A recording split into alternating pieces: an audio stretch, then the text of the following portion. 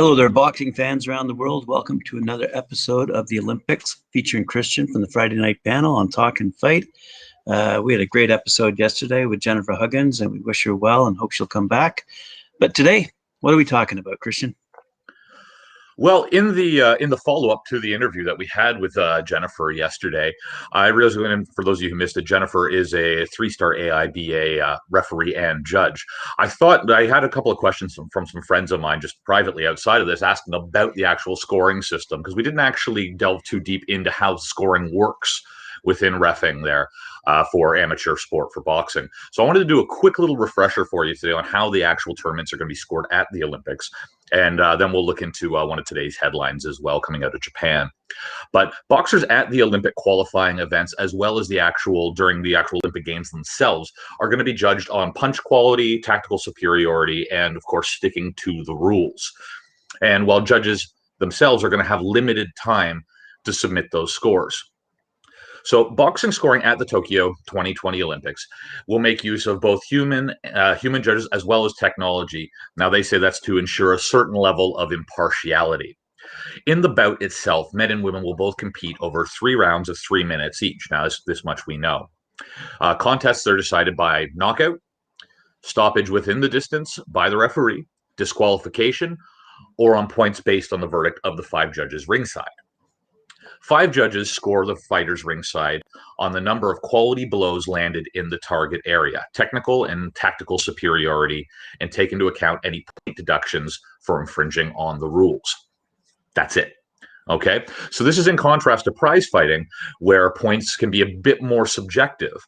Where, we can see points awarded for extra hard punching, for knocking your opponent to the mat, for staggering your opponent, and as well as ring generalmanship, which, if you're unfamiliar with the term, is basically a fancy way of saying who controlled the pace of the bout, or who controlled the pace of that particular round. We don't see those things in amateur sport. So judges award 10 points to whoever they believe won each round, while the loser is scored receiving between 7 and 9 points each round. So this is where Jennifer's point from yesterday comes into play. And for anyone who missed yesterday's amateur boxing segment, please go back and watch. You'll not only learn a few things, but you also find out how you can get involved in an excellent boxing-based charity that supports cancer research. So yesterday, Jen had mentioned, in response to my question regarding what rule, if any, would you like to see changed in amateur boxing, her response, and I'm going to paraphrase here because her response was both longer and more lucid than what I'm going to get into right now, was that she wanted to see more accountability from the ringside judges. Her rule change would see judges required to submit in writing the reason why they're awarding the results that they submit. So the reason for this rule change would actually be twofold here. One, first, to require the judges to show their work, so to speak, and secondly, to allow those judges the time required to show their work. Because under the current system, scores must be submitted within 15 seconds of the end of the round, which hardly leaves them both time to both score and explain your reasoning at the end of each round. So after the final round, so after the end of round 3, each judge has their scores combined to determine a winner. Now, a computer then randomly selects 3 out of 5 of those scores to decide the match result. So, that's just a quick refresher on how this is all going to work. So even though, 3 out of 5 judges have scored it one way, 2 of them have scored it a completely different way, it's all going to be up to the computer in a random generated number, so to speak, as to which of those scores it takes into account. Now, we've seen this in other Olympic sports in the past, where they'll take whatever the judges' highest and lowest scores are, and they'll drop them off and only work with the middle scores. Now, we've seen that in things like figure skating in the past. And not that hasn't had its controversies as well, specifically with, I believe it was the French judges a few years ago. Jennifer could probably tell us more about that, as well, as she was an avid figure skater for many years. I digress. That's just a little bit of a refresher for our viewers as to what goes on ringside when they're actually scoring these bouts.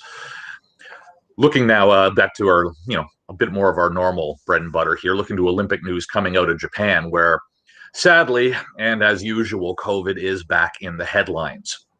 Japanese Prime Minister Yoshida Suga says that the Olympic torch relay scheduled for the city of Osaka has been canceled amid a resurgence of COVID-19 cases in that city.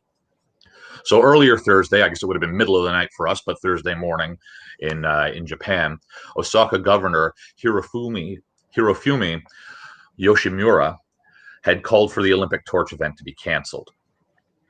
So the move comes after emergency measures, including things like the shortening of business hours, asking people to work from home, as well as refrain from activities like karaoke specifically, were imposed earlier on the western region of Osaka to halt a rebound in COVID-19 cases. So the infection control measures are going to cover the prefectures of Osaka, Hyogo, and Miyagi, and they're going to last from April 5th through May 5th. And this is according to economy minister Yasutoshi Nishimura. Yasutoshi Nishimura. Again, I always apologize for these names. Feel free to have a go at me in the comments. Anyone who actually speaks and can pronounce Japanese. Nishimura also heads the nation's COVID-19 response as the economy minister. So Osaka Prefecture has reported 599 new cases on Wednesday, and that's close to the record of 654, which they set back in early January. And that was when the nation was in the grip of its third wave of the pandemic. Tokyo, on the other hand, only reported 475 new infections, which is still the most since February 10th. But when you look at the relative size of Tokyo versus Osaka, it's still actually really good news when we see the infection rates on such a large area being considerably smaller. So we'll have to put that maybe not in the win column, but close to it. We'll sit it next to it. So the new measures are based on revised infection control law and are going to be able to be applied to a narrower area than a full state of emergency, which Suga had declared for most of the country in early January.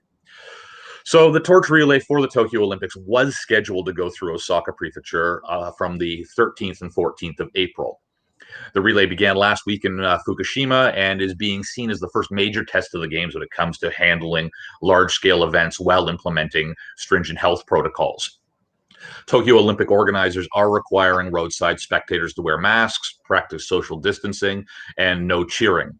Stick to clapping those hands and stamping those feet is what they're telling people. And obviously, this is, karaoke and cheering are another way we're spreading this virus. So we're trying to keep those to a minimum. Although I will admit that Japan is probably the only country in the world where they have to specifically spell out no karaoke. I think that would go without saying in a lot of places. There have been no reports so far of infections, though, and also with good news, there have been no reports of infections that are directly, or any rise in infection rates, I should say, that have been directly related to this relay so far. So, I mean, that one we can put in the win column. Nagano Prefecture, which is where the torch is currently, barred spectators from part of that relay both Wednesday and today in a move to help prevent large groups from gathering after its capital city raised its COVID-19 alert response following recent rise in infections in Nagano. So no spectators will be present when the last relay runner of the day brings the torch in and lights the Olympic cauldron in Nagano City Prefecture. So Nagano, obviously, we know held the Winter Olympics a few years back, and there's still an Olympic cauldron there, and that will be relit during this Olympiad as well. And actually, probably by the time we're talking right now, already has been lit in Nagano, unfortunately, without fanfare. Although Japan has been affected by the pandemic less severely than the United States and Europe, its vaccination campaign is off to a slow start, while some prefectures are now seeing an uptick in new infections. So whether we're going to see more cancellations as the torch makes its way farther, through Japan, whether we're going to see a reduced number of runners, or if it's just going to be spectators, or what they plan to do at this point, I'm not entirely sure. Now, obviously, they're not just going to snuff the torch out and relight it somewhere else in a couple of days' time. This torch stays lit, as we know, for the entire relay. So since they're no longer going through Osaka, they haven't announced yet whether they're just simply rerouting the relay around Osaka, or if they're just doing so quietly without letting people know where they are to avoid having fans show up. Hard to say, but that is the news out of Japan today. Unfortunately, a little bit more sad news on the COVID front. but no major venue changes, no major personnel changes. Nobody's put their foot in their mouth this week in Japan or in the Tokyo Organizing Committee. So we don't have any major announcements today. Just go back, check out yesterday's topic just so you can get a better view of what's going on with Jennifer Huggins. Check out the fight to end cancer, and hopefully we get some more positive stories like that and less COVID stories as we move forward, Graham. Thanks very much, Christian. That was a really good update on not only what Jennifer's mentioning yesterday about her recommendation and or off the top of her head proposal to make a change to the judging system at the amateur level. But I got a feeling she's been on thinking about that one for a while. I got a feeling she's been thinking about this one for a while because she had that preloaded, and we hadn't told her beforehand that that would be a question we would be posing to her. So right. she's definitely put some thought into that, and I thought it was great to hear a perspective from outside the ring. You know, a learned perspective from outside the ring, I should say. We hear our own perspectives from outside the ring all day long. But from someone who we're actually usually hurling abuse at on the refereeing and judging side, she made a really good point, I think, about, show your work. So we don't end up in these situations where people are calling, the integrity of the judges into question. Right. Mm-hmm. Yeah, she made an excellent point. And I'm glad you clarified a little bit today about how that point system is in fact accrued. Well, the question that had been asked of me was, why do we never see, this card was scored 7-3? Why does no one ever get a 2? Someone who just absolutely wouldn't land a single shot during that round. How are you still scoring them 7? Where did they get those 7 points? Because some people don't realize that in amateur boxing, the lowest score you can get is that 7. Right. Mm-hmm. So that was the question. Why do I never see, a 10-3 or a 7-3? Mm-hmm. Right on. Mm-hmm. All right. Well, thanks very much. And thank you. Good listenership, good viewership out there for tuning in today. Remember to like, share, subscribe our channel, and hit that notification bell. All right, Christian, we'll see you tomorrow. We will chat a couple of times tomorrow. Oh, yes, it's Friday. Wow. Okay, tomorrow great. Is Friday. See you tomorrow.